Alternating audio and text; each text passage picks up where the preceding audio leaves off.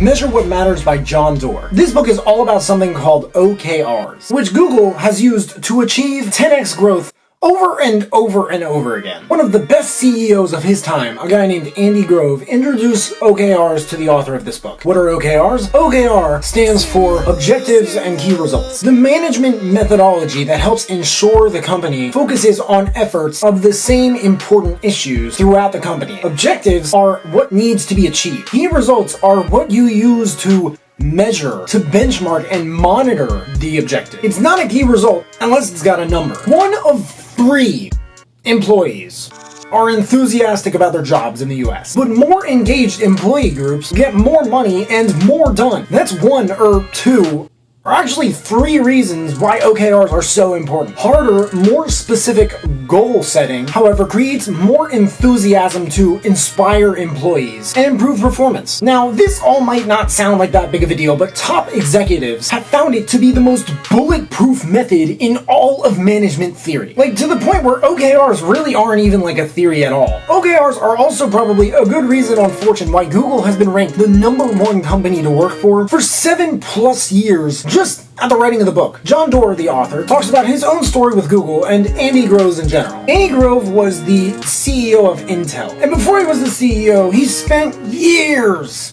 at Intel. He learned a lot from a guy named Peter Drucker, probably one of the top management theory, business philosophers, whatever you call these people, of all time. Grove was a large living problem solver who hired what the author calls aggressive introverts. He said in the 70s that personal computing is an industry for hobbyists. And I guess that's why, even with all the shit that they put out, or at least had made at the time, Intel never really made a personal computer. But he had a way of reaching into your chest and grabbing your heart out and just holding it in front of you and making you look at it. He said to the author, "Really, John? Venture capital? That's not a real job. That's like being a real estate agent." He had a close and complicated relationship, and obviously an influence on Steve Jobs, as you'd probably imagine. Intel at one point ended up using OKRs to completely crush Motorola. For good. The whole operation was literally called Operation Crush. OKRs are like knowing exactly what you want and exactly how to get it. That's why learning from and modeling what already exists to a degree is really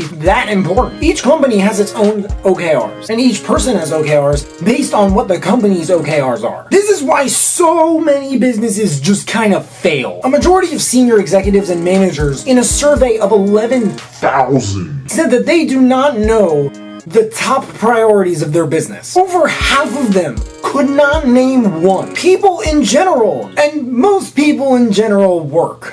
Most people in the world, I'm pretty sure, at least the US, are employed. But they are thirsting. They really are, to know how what they do ties into the bigger mission. So this next chapter talks about priorities and focus. Not the importance of them, but the how behind it. As the author says, OKRs are neither a catch-all wish list or the sum of a team's mundane tasks. They are a set of stringently curated goals that merit special attention and will move people forward in the here and now. As Grove says, the art of management lies in the capacity to select from the many activities of a seemingly comparable significance. I heard this and I was like, what? But then I heard the 1, 2, or 3 that provide well beyond the others and concentrate on them. And I was like, oh, okay, that makes sense. There are 2 following personal stories from smaller, yet kind of huge corporations, one of which made a huge difference in education, another in healthcare. But if you want to know those stories, that's in the book. There are plenty others as well. One of them about transforming the lives of African children, and the other one about what people are going to soon call the Amazon of food. One of the many things I just mentioned involves the U2 singer Bono. But the book continues by talking about alignment and transparency. Studies show that only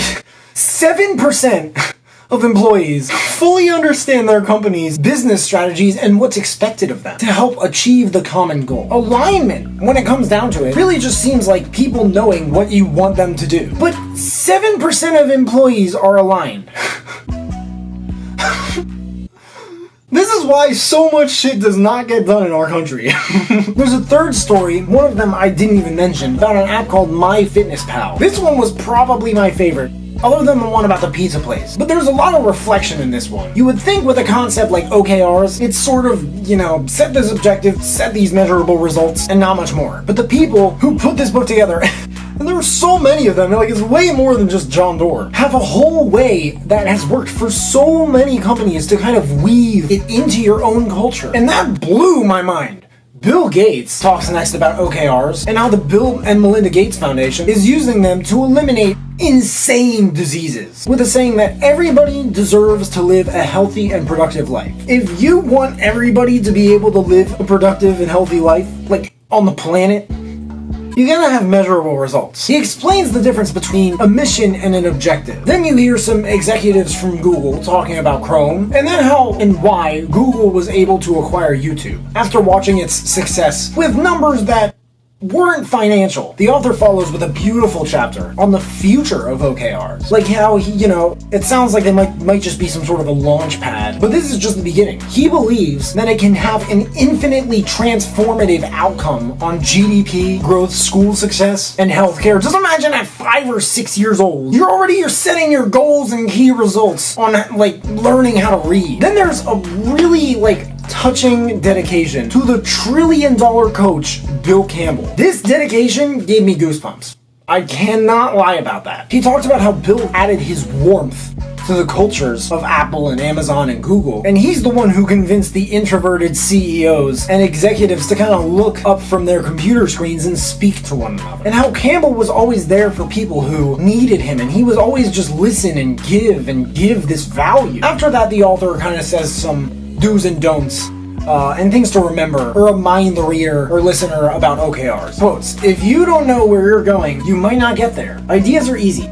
Execution is everything. There are so many people working so hard and achieving so little. If you tell everybody to go to the center of Europe, and some start marching off to France, and some to Germany, and some to Italy, that's no good if you want them all going to Switzerland. You could tell a lot of people to clean up a mess, but shouldn't you be telling them which broom to use? This is what we're doing, and you have to model it, because if you don't model it, no one's going to do it. Winning organizations need to put more wood behind fewer arrows. We don't hire smart people so we can tell them what to do. We hire smart people so they can tell us what to do. Meritocracy flourishes in sunlight. The biggest risk is not taking one. Not everything that can be counted counts, and not everything that counts can be counted. Direction 1. I recommend this book if you are someone who struggles with setting and sticking to priorities. I also recommend this book if you are someone who knows what you want but not how to get it, or how to really focus on a path that can easily bring you to it. If that describes you, or you own a company and that describes your company, then I definitely highly recommend checking this book out. If you own a company, I feel like you kind of need to check this book out. I mean, this book is about how